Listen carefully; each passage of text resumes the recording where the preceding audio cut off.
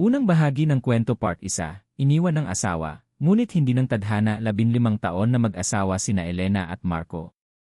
Sa loob ng mga panahong iyon, isinakripisyo ni Elena ang sarili niyang mga pangarap upang suportahan ang negosyo ng kanyang asawa.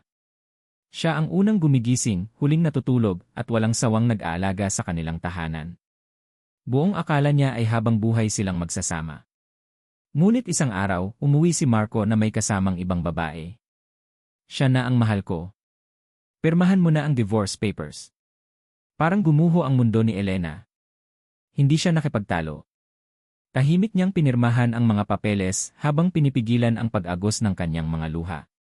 Habang papalabas siya ng bahay dala ang isang maliit na maleta, ngumiti si Marco. Hindi ka mabubuhay nang wala ako. Ilang linggo ang lumipas, halos maubos ang ipon ni Elena. Isang araw, nakatanggap siya ng tawag mula sa isang employment agency. May naghahanap ng caregiver para sa anak ng isang mayamang negosyante. Mataas ang sahod.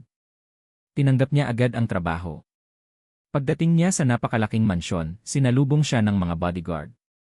Bumukas ang pinto at lumabas ang isang matangkad na lalaking nakasuot ng itim na suit. Ako si Adrian Montenegro. Tahimik ang kanyang boses ngunit dama ang otoridad. Ang hindi alam ni Elena, si Adrian ang pinakakinatatakutang tao sa syudad. Sa harap ng publiko ay isa siyang respetadong negosyante, ngunit sa lihim ay kilala bilang The Godfather. Ang magiging trabaho ni Elena ay alagaan ang 8 taong gulang na anak nitong si Sofia, isang batang matagal nang hindi tumatawa matapos mamatay ang kanyang ina. Hindi pa alam ni Elena na ang pagtanggap niya sa trabahong iyon ang tuluyang magbabago sa kanyang buhay.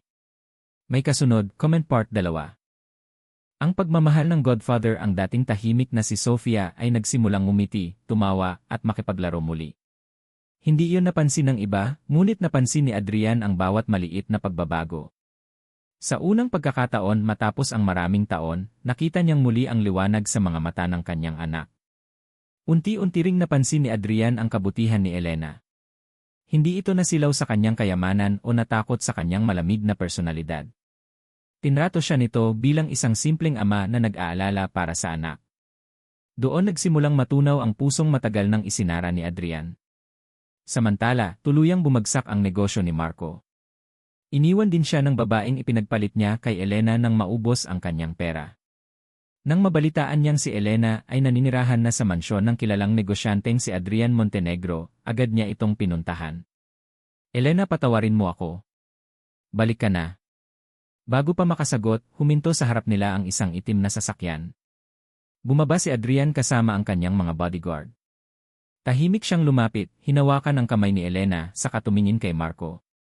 May pagkakataon kang mahalin siya noon. Sinayang mo. Walang sigawan. Walang pagbabanta. Ngunit sapat na ang malamig na titig ni Adrian upang umurong si Marco. Dinala ni Adrian si Elena sa isang hardin na puno ng ilaw. Sa gitna ng katahimikan, inilabas niya ang isang maliit na kahon. Hindi ako perpektong tao, sabi niya. Marami akong kaaway at mapanganib ang mundong ginagalawan ko. Pero ipinapangako kong walang sinuman ang muling mananakit sa'yo. Napaluha si Elena. Sa unang pagkakataon, naramdaman niyang may taong pinipiling manatili, hindi dahil kailangan siya, kundi dahil tunay siyang minamahal. Habang pinapanood sila ni Sofia na mahigpit na magkayakap, pwede na ba kitang tawaging mama? Napaluha si Elena at niyakap ang bata.